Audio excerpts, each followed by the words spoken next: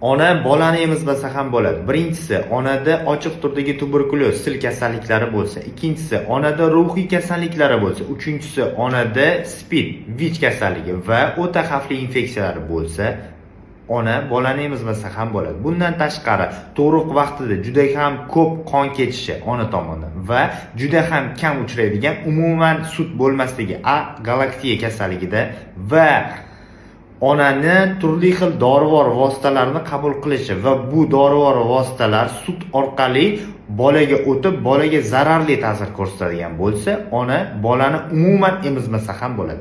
Bu onaga bog'liq bo'lgan sabablar edi. Endi bolaga bog'liq bo'lgan sabablarni ham ko'rib chiqamiz. Chaqaloqlardagi ba'zi va irsiy kasalliklar, galaktozemiya va alaktoziya kasalligida ham ona bolani umuman emizmaydi. Bu holatda bola organizmida ona suti tarkibidagi modda sut shakarini parchalovchi ferment bo'lmaydi. Bu holatda bolaga bezlaktozli semestlar berilishi tavsiya etiladi. Onada qizamiq, qizilcha, gripp, ORV, gerpes va COVID kasalliklarining bo'lishi bolani emizishga qarshi ko'rsatma bo'la olmaydi. Bunday kasalliklar bilan kasallanib turgan ona bemalol bolasini emizishi mumkin. Agar sizda tuberkulyoz, SPID va ruhiy, psixik kasalliklaringiz bo'lmasa, bemalol bolangizni emizsangiz bo'ladi. Bolangizni emizmasligingizga qarshi ko'rsatma yo'q.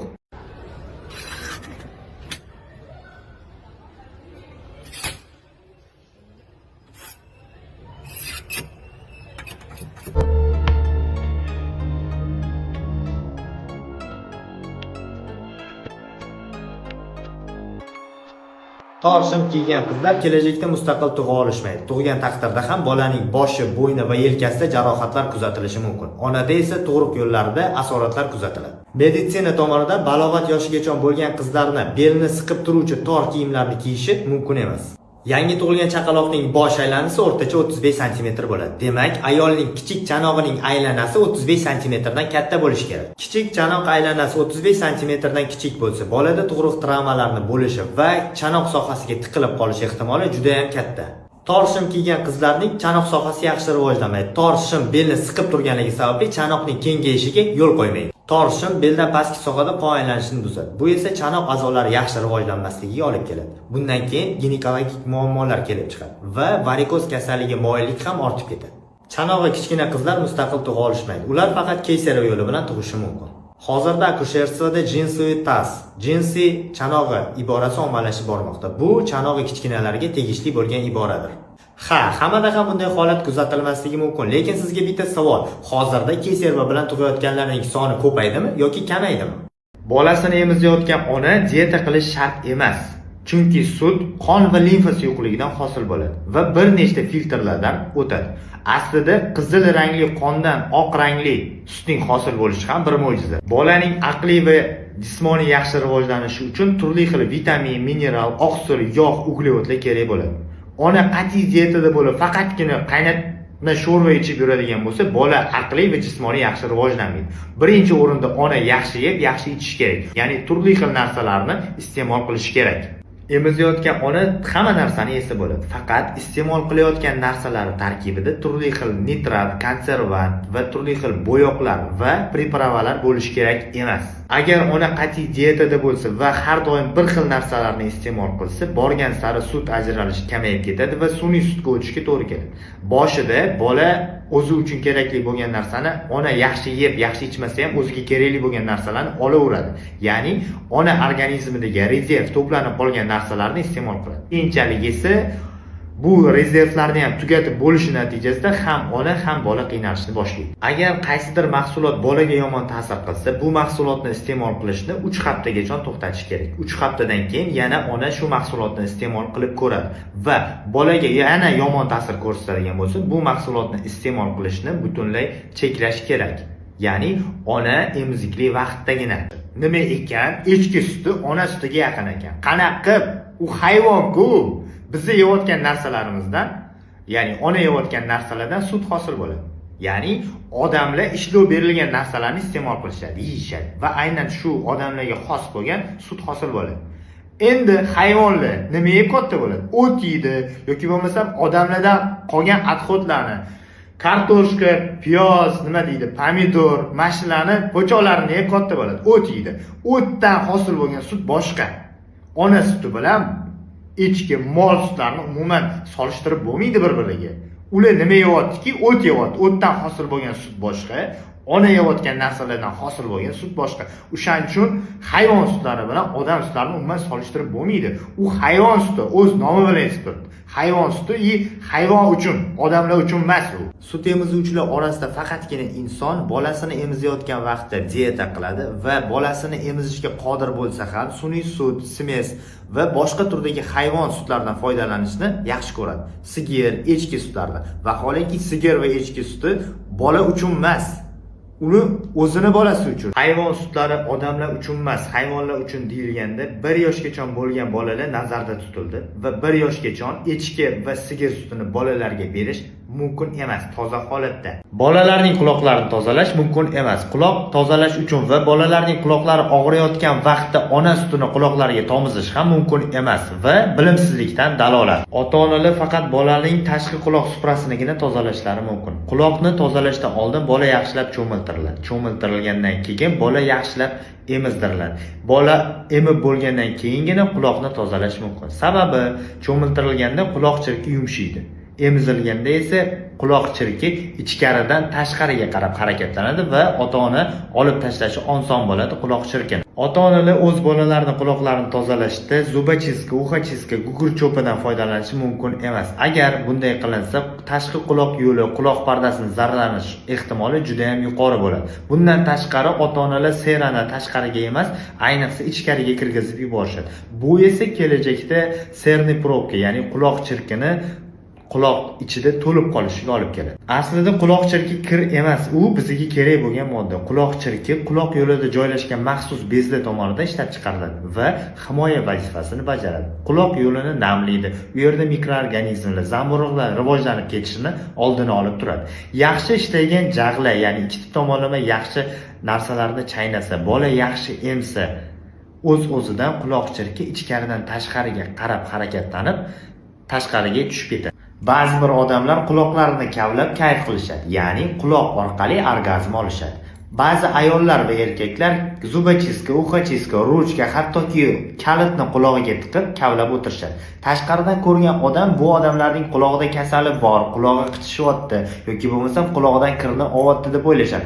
Aslida esa unday emas. Ular o'zi bilmagan holatda quloqlarini qichib, kayf qilayotgan, orgazm olayotgan bo'lishadi. Bunday odamlar quloqlarini ko'p va turli xil narsalarda kavlashi natijasida tashqi quloq yo'lini yara qilib yuborishadi. Kayf olish uchun borgan sari narsalarni ichkariroq tiqishi natijasida esa hattoki quloq pardasini teshib ham qo'yishi mumkin. Tashqi quloq yo'lida nervus vagus, adashgan nerv tolalari ko'p va bu tolalar ta'sirlanganda odam bo'shashib maza qilishadi. Ko'pchilik odamlar buni bilmagan holatda quloqlariga turli xil narsalarni tiqaverishadi va kavlayverishadi. Bunday qilish, ya'ni quloqni kavlash mumkin emas. Bolalarga ham, katta odamlarga ham. Bolalarga 6 oylikdan boshlab go'sht bersa bo'ladi. Bolalarga go'shtni kech va kam miqdorda berish ularning tez kasal bo'lishiga, immunitetning tushib ketishiga, bo'y o'smasligiga, semirmasligiga va nerv sistemasi kasalliklariga olib keladi. Faqat go'sht pyure holatida maydalab yoki bo'lmasam blenderdan o'tkazib keyin beriladi. Boshlanishga yengil hazm bo'ladigan go'shtlar beriladi. Tovuq, kurka va quyon go'shtlari yengil hazm bo'ladigan go'shtlardir. Berilayotgan go'sht tarkibida 9% dan oshiq yog' bo'lishi kerak emas. 10 oylikdan boshlab mol go'shtini, 1 yoshdan keyin esa qo'y go'shtini bersa bo'ladi. Go'sht tarkibida bolalarning yaxshi rivojlanishi uchun kerak bo'ladigan barcha moddalar bor. Oqsil, vitamin B12, temir va sink ko'p va go'sht tarkibida bu moddalar yaxshi so'riladi. Bolalar 6-8 oyliklarida 30 grammgacha, 8 oylikdan 10 oylikgacha esa 45 grammgacha, 10 oylikdan 1 yoshgacha esa 60 grammgacha go'sht yeyishlari mumkin. Bolalarga dimlangan, qaynatilgan va parda pishgan go'shtlar beriladi. Qovurilgan go'shtlar mumkin emas. Berilgan informatsiya sog'lom bolalar uchun edi. Oshqozon-ichak traktida va hazm jarayonida muammosi bor bolalarga go'sht kechroq beriladi. Ya'ni 6 oylikdan beri shart emas. 2 yoshgacha bo'lgan bolalar va emizikli onalarga tarvuz, qovun berish mumkin emas. Tarvuz tarkibidagi zararli moddalar bolalardagi ko'ngil aynish, qusish, ich ketishi, behollik, gipoksiya va moddalar almashinuvi buzilishiga olib keladi. Iyun-iyul oylarida ham tarvuz yeyish mumkin emas. Iloji bo'lsa, tarvuz va qovunlarni avgust oylaridan yeyish kerak. Tarvuz va qovun tarkibida pestitsid va nitratlar miqdori baland bo'ladi. Bu moddalar bolalar va emizayotgan onalar organizmiga zararli ta'sir ko'rsatadi. Bolalarga 2-3 yoshdan keyin tarvuz qovunlarini bersa bo'ladi, lekin shunda ham kuniga 50 grammdan oshiq berish mumkin emas. 3-6 yoshlar orasida esa 150 grammgacha bersa bo'ladi. Katta odamlar esa kuniga 500 grammgacha yeyishlari mumkin. 500 grammdan ko'p yeyish mumkin emas. Nitratlar, ya'ni zararli moddalarning miqdori tarvuz tarkibida 60, qovun tarkibida esa 90 gramm kilogrammdan oshib ketmasligi kerak. Rossiyada o'tkazilgan tekshiruvlar natijasida bu moddalarning miqdori bir necha barobar balandligi isbotlangan. Agar nitratlarning va zararli moddalarning miqdori normada bo'lsa, emizikli onalar ham yeyishlari mumkin. Lekin afsuski, bu moddalarning miqdori baland va amalda deyarli tekshirilmaydi. Chaqaloqlarni aka va opalari bilan yolg'iz qoldirish mumkin emas, chunki bolalar chaqaloqlarni ko'taraman deb ularning bo'yini va bel umurtqalariga jarohat yetkazib qo'yishlari mumkin. Chaqaloqlarning eng nozik joyi bu ularning bo'yinlari va umurtqa pog'onasidir.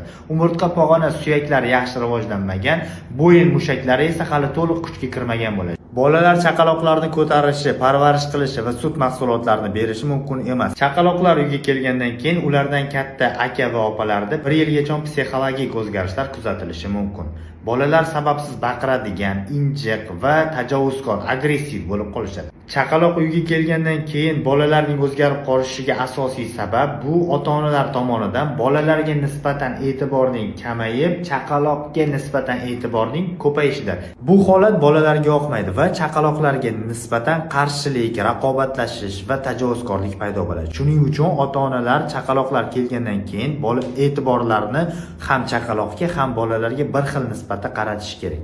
Bundan tashqari ota-onalar qiladigan eng katta xatolardan biri 8-10 kilolik bolalarni o'zlarining 5-6 yoshli bolalariga berib qo'yishadi. Ukangga qaramaysanmi, siningga qaramaysanmi degan gaplar bilan chaqaloqni berib qo'yishadi bolalarning qo'liga.